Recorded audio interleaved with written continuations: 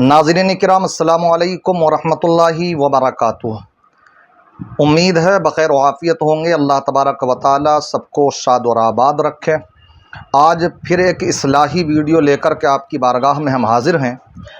आप ये जानते हैं अल्लाह तबारक व तआला ने क़ुरान मुक़द्दस में इरशाद फरमाया, अगर आपको किसी बात का इल्म नहीं फ़स्अलू अहल ज़िक्र इन कुन्तुम ला तालमून, तो तुम इल्म वालों से पूछ लो अगर तुम्हें मालूम नहीं है। मगर आजकल हमारी कौम का मामला नामालूम क्या हो गया, उलमा से तो दूर होते जा रहे हैं और दीन भी सीख रहे हैं तो ऐसों से कि जिन्होंने कि शायद दीन के नाम पर ना तो किसी आलिम की सोहबत इख्तियार की, ना किसी मदरसे में गए ना किसी मुफ्ती के पास पहुँचे, अपने खुद ही अपने दीन के अंदर किस अंदाज में दखलंदाजी करते नज़र आ रहे हैं। और हमारी कौम ये क्यों कर रही है? इसलिए कि कहीं ना कहीं साजिशन लोगों के दिलों में कुछ इस तरह के लोग मौजूद हैं कि जो उलमा की नफ़रतें डालते हैं, मौलाना लोगों की नफ़रतें डालते हैं, इमामों की नफ़रतें डालते हैं, उनकी अहमियत को घटा करके पेश करते हैं। और वो सब कुछ जो लोग के दुनियादार हैं वो दीन के ठेकेदार बने हुए हैं। ये एक हर हज की तरबियत कैंप चल रही है कि जिसमें के हज के मसाइल सिखाए जाते हैं। आप जानते हैं बहुत सी जगहों पर यह काम उलमा मुफ्तियान किराम करते हैं और बहुत से तरीक़े बतलाए जाते हैं, हज के फ़राइज़ क्या हैं, वाजिबात क्या, किस अंदाज़ में हज करना चाहिए। इसी तरीक़े से इबादत जब की जाए तो उसके लिए वुज़ू शर्त है, तो वुज़ू कैसे करना चाहिए, तो किससे पूछना चाहिए? ये बात है, ये सब दीनदार लोगों से पूछना चाहिए, इल्म वालों से पूछना चाहिए। मगर देखिए आप एक वीडियो देखते चलें। आप ये कैसी वीडियो है, देखिए आप। आपने लिया और इसको अच्छी तरह क्या किया, इस नीयत से कि मैं वुज़ू कर रहा हूँ क़ुर्बतन अल्लाह, और थोड़ा सा अपने आप को इत्मीनान दिलाने के लिए थोड़ा सा पानी कहाँ पे ले लिया, हाथ पे ले लिया, ये ले लिया।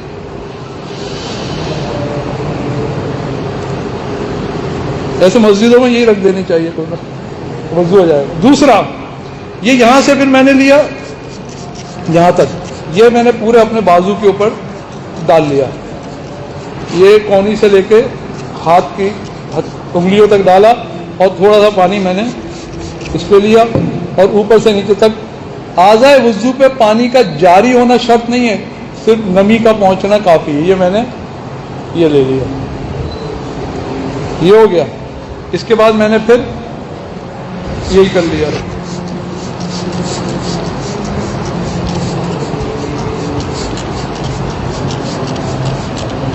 इसका भी मैंने यही किया, लेके यहाँ से यहाँ तक ये मेरा हो गया खत्म। और फिर मेरा सर का मसा, तकरार नहीं है, आप बालों पे भी काफ़ी है, 3 उंगली के बराबर आपने खींचा और ये यहाँ से लिया और सीधे हाथ से सीधे पैर का मसा यहाँ तक उभरने की जगह तक, और उल्टे हाथ से इसका मसा, मेरा वुज़ू हो गया।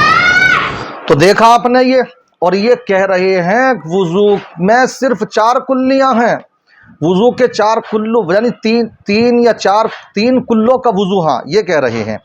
आप ये देखें तो हठधर्मी तो देखें, कितना इंसान जरी और बेबाक हो चुका है, जो शरीयत को किस तरह से रोंदता चला जा रहा है।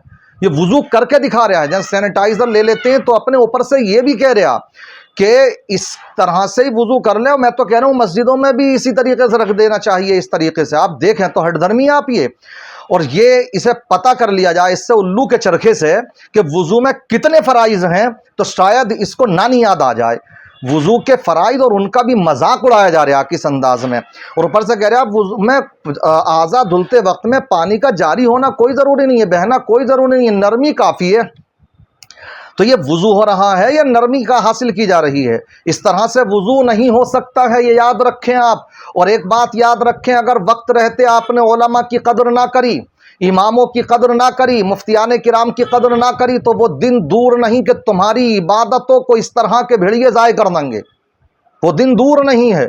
इसलिए कद्र कर लो अपने इमामों की, अपने उलमा की, मुफ्तियान किराम की, कि जो तुम्हें सही बात कम से कम दीन की बतला रहे हैं। वुज़ू में 4 फ़र्ज़ होते हैं। एक फ़र्ज़ है कि चेहरे को धुलना, और धुलने का लफ्ज़ जहाँ कहीं पर भी आ जाए تو اس کا مطلب ہوتا ہے کہ اتنا دھلنا کہ جو پانی وہاں سے بہہ جائے، بوند دو بوند ٹپک جائے، بہہ کر کے ٹپک جائے، تو وہ کہلاتا دھلنا۔ اور یہ تو اس طریقے سے انہوں نے چپڑ لیا۔ چپڑنے کو کب سے وضو کہا جانے لگا؟ چپڑنے کو کب سے جو ہے دھلنا کہا جانے لگا؟ آپ مجھے بتائیے تو صحیح۔ تو پیشانی کے بال اگنے کی جگہ سے لے کر کے تھوڑی کے نیچے تک اور ایک کان کی لو سے دوسرے کان کی لو تک پانی تر ہو جائے، آپ کا پانی، وہ پانی بہہ جائے چہرے پر، یہ پہلا فرض ادا ہوگا۔ یہ ہوا اس طریقے سے جس طریقے سے انہوں نے کیا وضو؟ نہیں ہوا نا۔ اسی طریقے سے دوسرا فرض ہے دونوں ہاتھوں کو کوہنیوں سمیت، یعنی جو ہم ہاتھ اس طریقے سے کرتے ہیں تو جو ابری ہوئی ہڈی آتی ہے نکل کر کے یہاں بھی پانی بہہ جانا چاہیے، اور یہاں تک تو ان کا کچھ جو ہے آستین یہاں تک اوپر تک ہی نہیں کری انہوں نے، تو یہاں تک رہ گئی اور اس پہ پانی چپڑا کر کے بات ختم کر لی۔ اور پھر مسے میں گھٹالا۔ مسا ہمارے یہاں پر چوتھائی سر کا مسا کرنا فرض ہے۔ یہ کہہ رہے بال 2 بال 3 بال کر لیا، 3 انگلیاں کر لیا جائے، اس سے مسا نہیں ہو سکتا۔ پورے سر کا مسا کرنا سنت اور چوتھائی سر کا مسا کرنا فرض، یہ تیسرا فرض ہے۔ اور چوتھا جو فرض ہے جس میں سب سے بڑا گھٹالا کیا اس نے کہا وہی انگلی آپ پہروں پر پھیر لیں۔ میں کہتا ہوں اگر حالت عذر ہو تب بھی یہ جائز نہیں ہے، حالت عذر میں بھی تب ہے یہ جائز جبکہ موزے پہنے ہوئے ہو چمڑے کے، تب مسا کرنا جائز ہوتا۔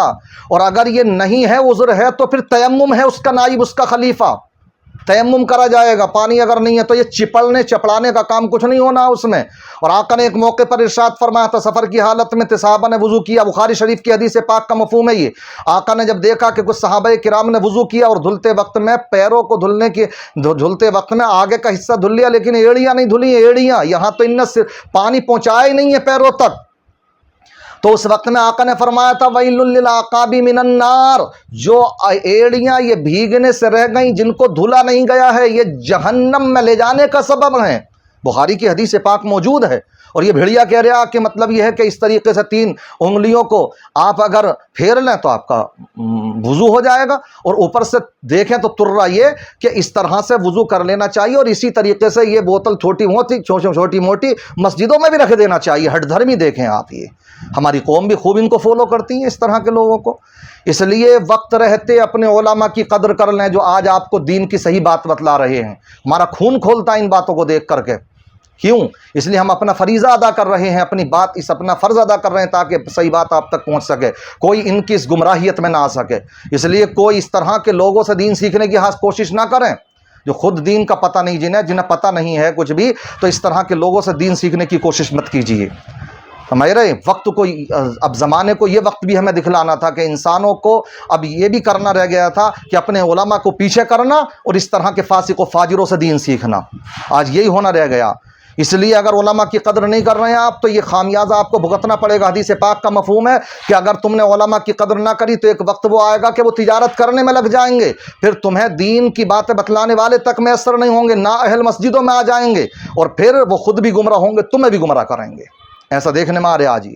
اس لیے علماء کی قدر کریں، صحیح سے ان کی خدمتیں کریں تاکہ وہ کبھی دوسری طرف سوچیں بھی نہیں، اتنا ان کو خوشحال بھی رکھیں اور دین سیکھیں۔ آپ کا یہ فرض بنتا ہے ان سے دین سیکھنا۔